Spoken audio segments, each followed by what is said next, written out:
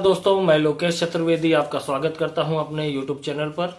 और आज हम लोग एक चीज़ के बारे में डिस्कशन करेंगे जिसका अभी आपने ही 13 दिसंबर को ये घटना हुई थी संसद भवन में।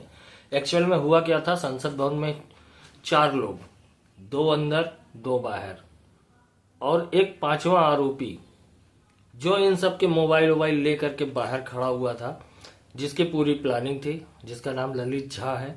पुलिस उसको गिरफ्तार कर चुकी है और उससे पूछताछ जारी है। तो उसी पे आज हम लोग डिस्कशन करेंगे कि आखिर ये सेशन इन्हीं चर्चाओं पे है कि ये सब क्यों हुआ, कैसे हुआ। और आप लोग लगातार इस न्यूज पे बने हुए हैं और काफी दिन से देख रहे हैं टीवी चैनल्स पर लगातार इसका मुद्दा बढ़ाया जा रहा है या गरमाया हुआ है।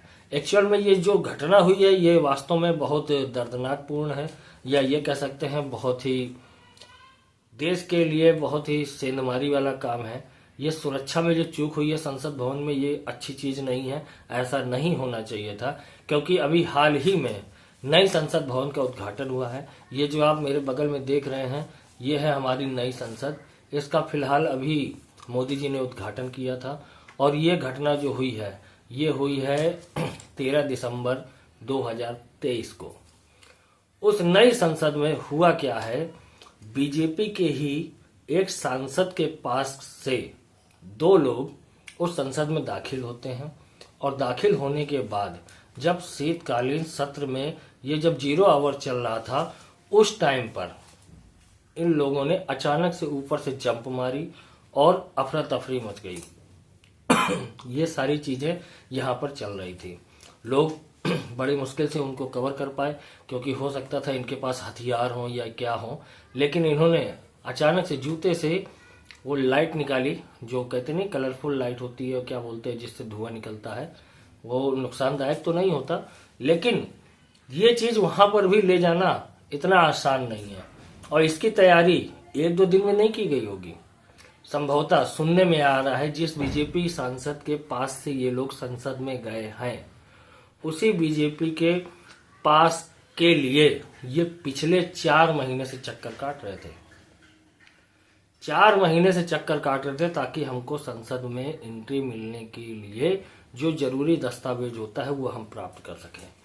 अब यहीं पर सवाल उठता है कि लोगों की मंशा क्या होती है, आप अंदाजा नहीं लगा सकते।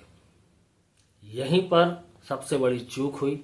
जो 4 महीने से चक्कर काट रहा था उसको बाद में एक पास दिया जाता है कि आप संसद जाके देखिए, लेकिन उसका उन्होंने दुरुपयोग किया।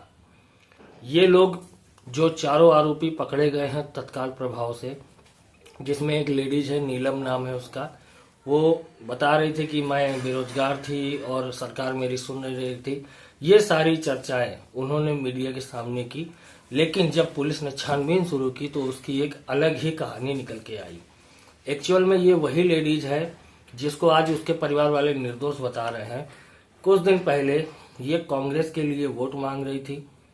उसके और पिछड़े जाए तो ये आंदोलनकारी जीवियों से जुड़ी हुई हैं। ये हर आंदोलन में हिस्सा लेती हैं, चाहे वो किसान आंदोलन हो, चाहे वो पंजाब आंदोलन हो। हमेशा इन्होंने बीजेपी के खिलाफ काम किया है। मुद्दा बीजेपी का नहीं है, कहने का मतलब है मुद्दा ये राष्ट्रहित का है। और यहाँ पर राष्ट्र में चूक हुई है मोदी सरकार से, और मोदी सरकार की इस चूक की वजह से ज्यादा नुकसान तो नहीं हुआ है, पर इतना जरूर है कि नई संसद में ये घटना दुर्भाग्यपूर्ण है और इसका विरोध होना ही चाहिए। लेकिन कांग्रेस जिस तरीके से विरोध कर रही है ये राष्ट्रहित में नहीं है। तो कहने का मतलब है ये घटना हुई, ये अच्छा नहीं है। लेकिन जो अब खबरें सामने आ रही है कि ये लोग ये भगत सिंह फैन क्लब से जुड़े हुए थे। आप लोग आइडिया लगाइए कि आप भगत सिंह फैन क्लब से जुड़ने का मतलब ये है कि आप ऐसे राष्ट्र विरोधी ताकतों को मतलब आप संसद में जाके करेंगे। भगत सिंह एक बहुत ही अच्छे नेता थे, बहुत ही अच्छे इन्होंने क्रांतिकारी थे, जिन्होंने देश के लिए अपनी जान न्यौछावर की, और उनकी तुलना वो इस तरीके से कर रहे हैं। मतलब ये पढ़े लिखे लोग जो बेरोजगार घूम रहे हैं, ये रणनीति है, आप नहीं जानते। जल्दी नाम कमाने के चक्कर में लोग क्या से क्या कर रहे हैं इस समय, आप अंदाजा भी नहीं लगा सकते।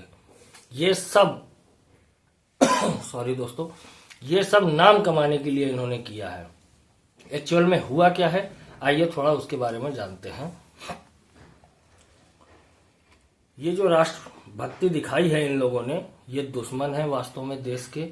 इन्होंने क्या किया है, भगत सिंह फैन क्लब है फेसबुक पर, ये उससे जुड़े हुए थे और आज से नहीं पिछले 4 साल से जुड़े थे।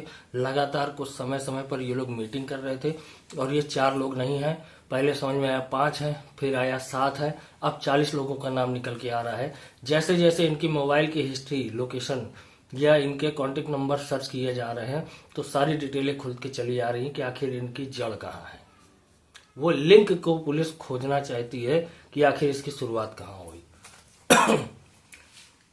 अब आपको एक बात बताएं, आप लोग तो जानते ही हैं, एक तो ये सोशल मीडिया इतनी बड़ी प्रॉब्लम बन चुकी है कि आप इसका अंदाज ही नहीं लगा सकते। आदमी सोचता है ऐसा करके हम चमक जाएंगे, 6 महीने या साल भर बाद छूट कर आएंगे, तो गोद लेने वाले लोग तो बैठे ही हैं।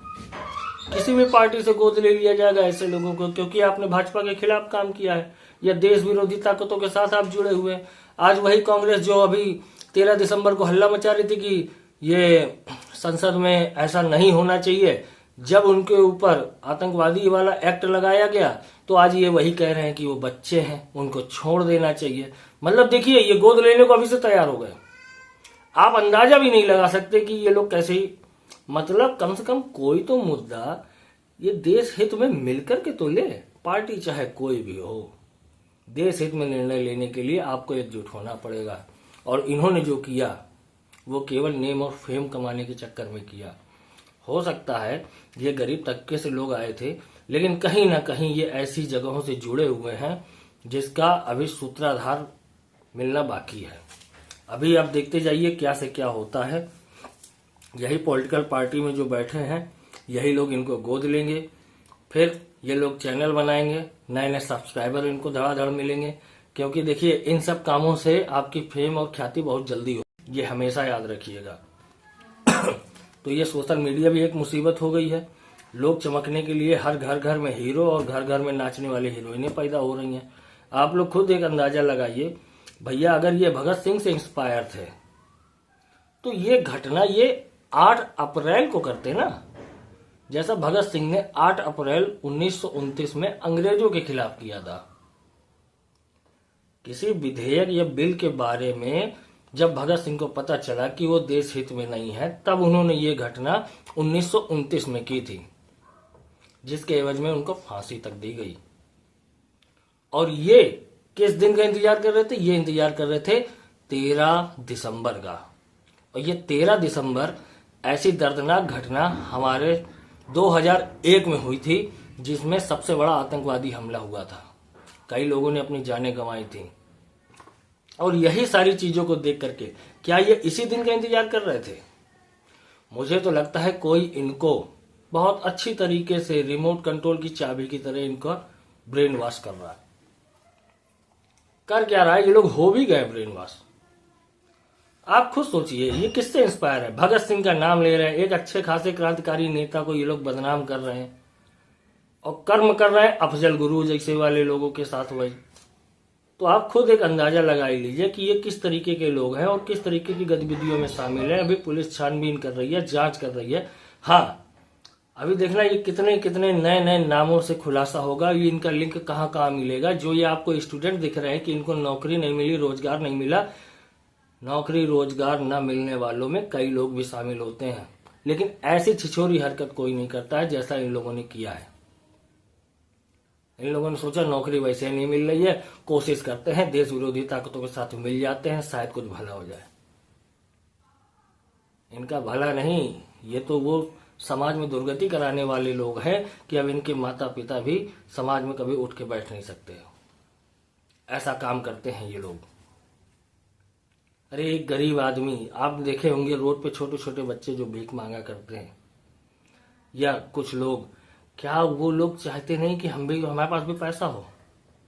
फर्क यही है कि ईमानदारी से भीख मांगो, चाहे छोटा धंधा करो, चाहे कुछ भी करो, 2 रोटी की ही जरूरत होती है। इससे ऊपर की सोचने वालों के लिए हमेशा तकलीफ होती है। और यही एक सारी चीजें हैं जो मैं आपको बताना चाहता हूं कि इन लोगों ने जो किया वो बहुत ही गलत था, देश हित में कतई नहीं था।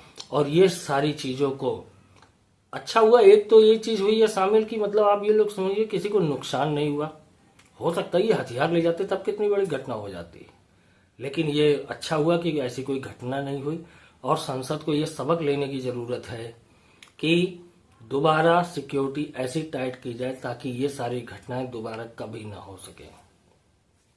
तो दोस्तों ये सेंधमारी जरूर हुई है बीजेपी सरकार में, और मुझे सरकार से पूरा भरोसा है कि इस पर जल्द ही बहुत कड़ा एक्शन लिया जाएगा। तो इसी के साथ मैं ये वीडियो समाप्त कर रहा हूँ। दोस्तों अगर ये मेरी वीडियो आपको पसंद आती है तो लोगों तक शेयर करें, सब्सक्राइब करें। ओके, जय हिंद।